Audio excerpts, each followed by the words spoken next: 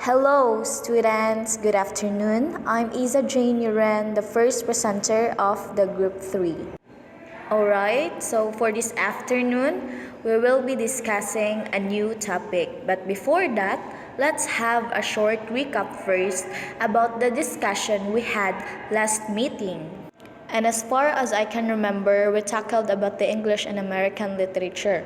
We talked about the beginning of that literature, and it was also mentioned the authors and their works that gave a big contribution to the literature, which also recognized by the society to today's generation.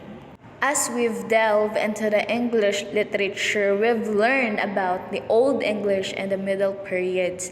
And for this afternoon, we will be discussing about the foundation of those two periods, which are the Old English and the Middle English periods. But before that, let me introduce to you first the members of the Group 3. We have Hernandez Christian, Islam Leonisa, followed by Lilangan Paida, together with Liwagon Renalyn, and lastly, yours truly, Yorin Isa Jane.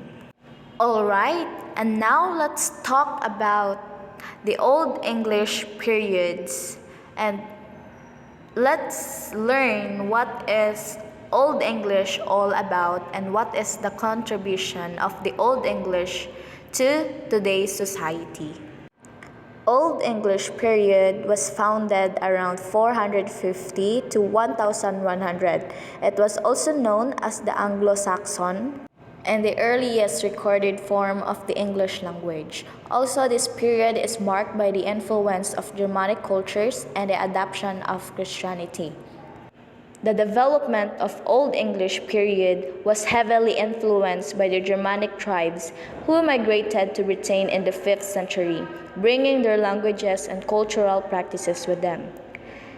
And also, it had a lasting impact on the English language and the culture. While Old English has evolved significantly since the Norman conquest of 1066, the Germanic foundation remains evident in modern English vocabulary, grammar, and cultural traditions.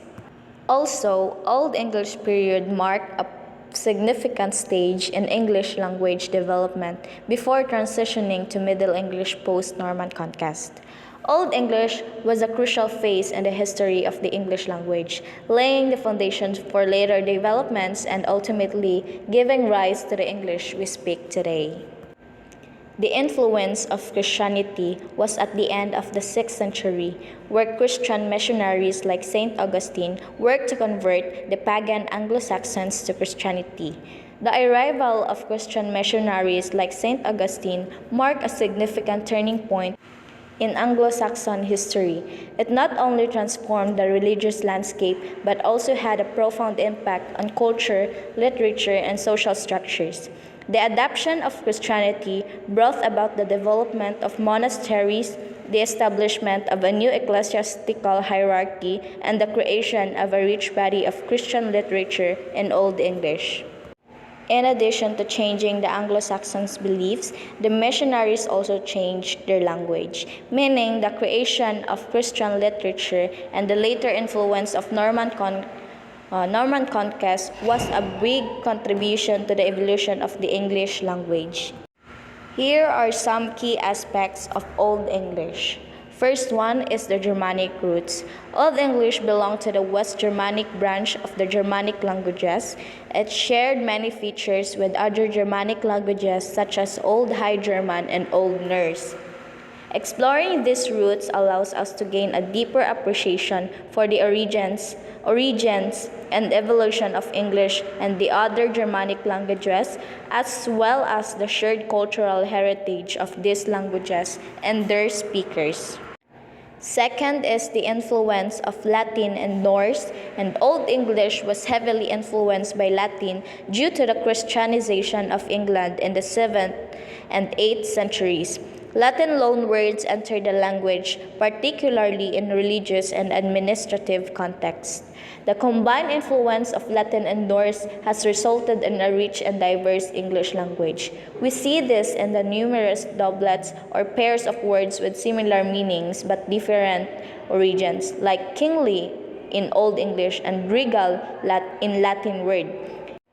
And the third aspect of Old English is the grammar and syntax. Word order was more flexible than modern English, with the inflection of words often indicating their grammatical function in a sentence. Understanding the grammar and syntax of Old English is crucial for interpreting its literature and appreciating the evolution of the English language. In grammar and syntax of Old English, there are four grammatical cases, which are the nominative, accusative, genitive, and dative. Nominative case marks the subject of a verb. It's the noun or pronoun that performs the action of the verb. And accusative is the direct object of a verb. It's the noun or pronoun that receives the action of the verb. And the third is the genitive, which indicates the possession or a relationship between two nouns. It's often translated as of in modern English. And lastly, dative, which is the indirect object of a verb. It's the noun or pronoun that is indirectly affected by the action of the verb.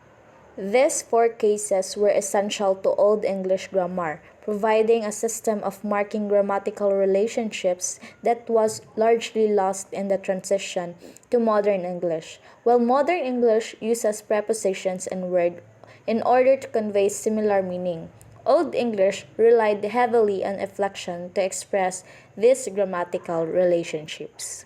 Also, Old English had a system of three grammatical genders, and these are the masculine, feminine, and neuter. This means that every noun, pronoun, and adjective was assigned to one of these genders, and their forms changed depending on the gender of the noun they modified. Masculine is often associated with male beings or objects perceived as strong or powerful. For example, king, sun, day. And feminine was often associated with female beings or objects perceived as delicate or nurturing. For example, queen, mother, time. And lastly is the neuter, which associated with inanimate objects, concepts, or things that are neither male nor female. For example, house and child. So these are the three genders of Old English, and it was a crucial part of the grammar because it was influenced word order, inflection, and the overall structure of sentences.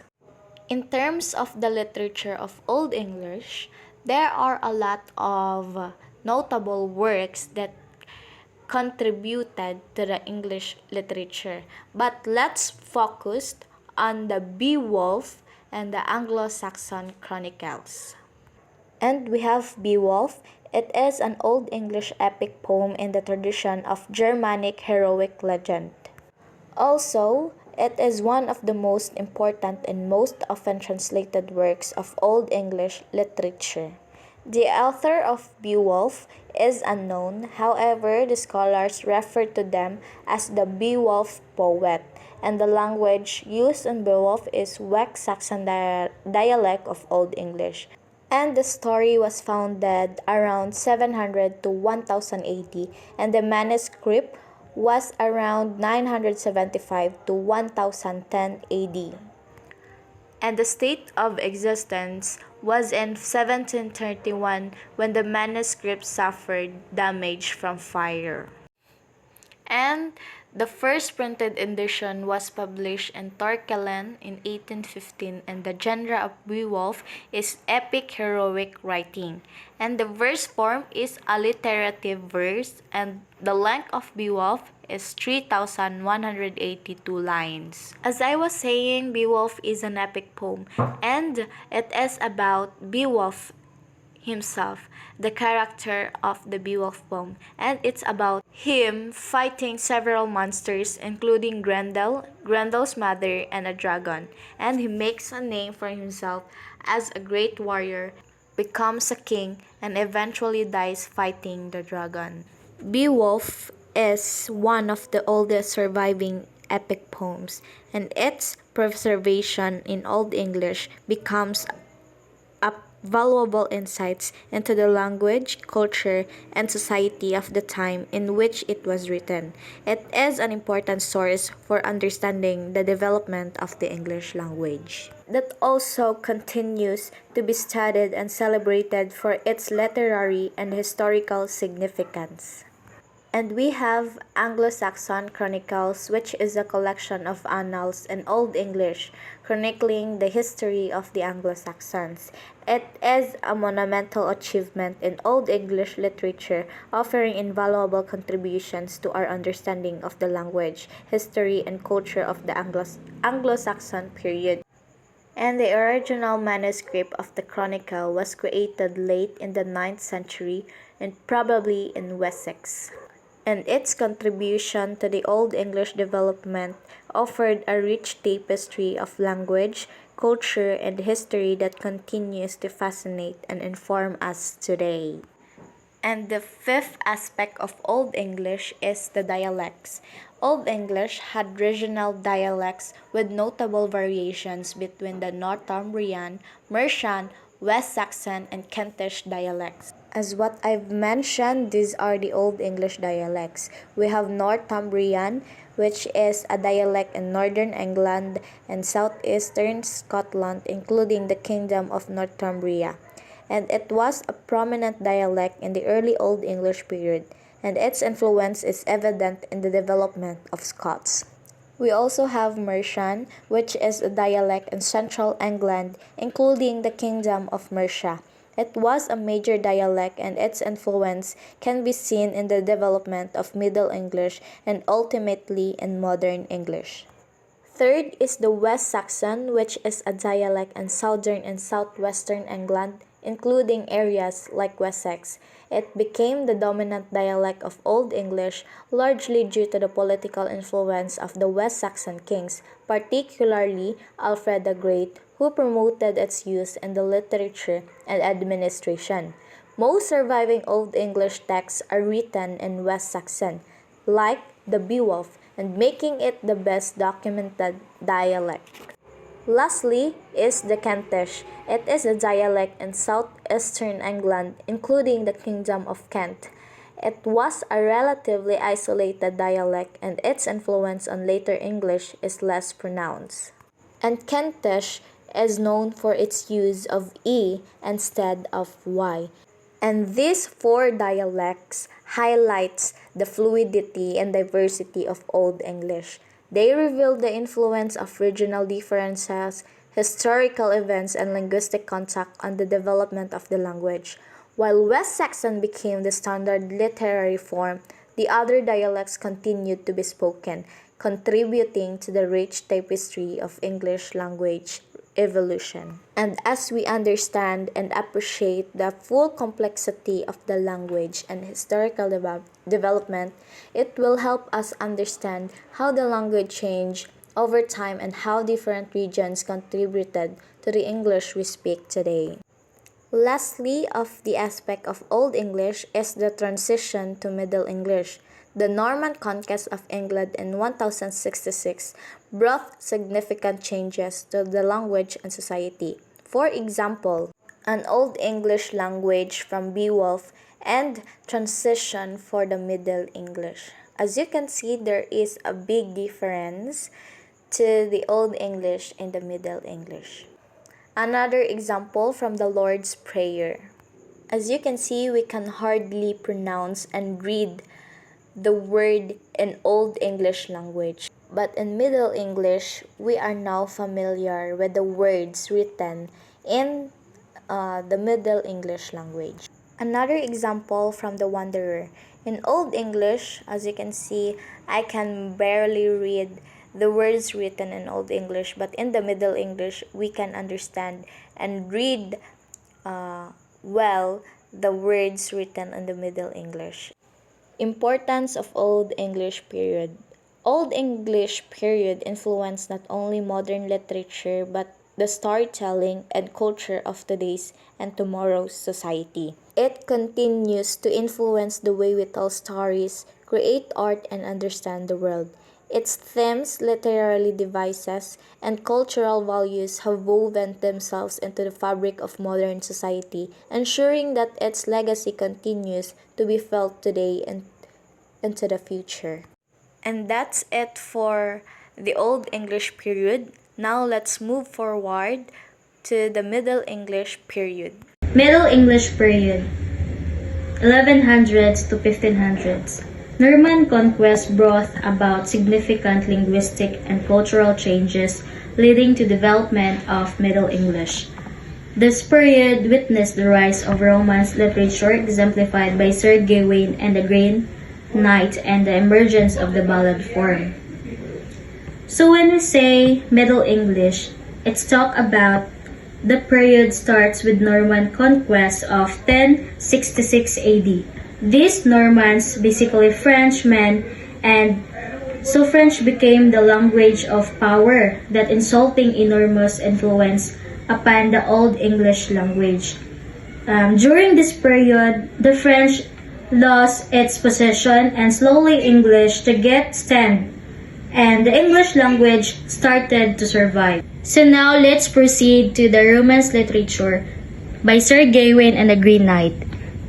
It is a late 14th century chivalric romance in Middle English alliterative verse. Sir Gawain and the Green Knight is a 14th century Middle English poem that tells the story of Sir Gawain, a knight of King Arthur's Round Table, and his encounter with the enigmatic Green Knight. It's one of the most famous Arthurian tales, and it's renowned for its complex themes and poetic language.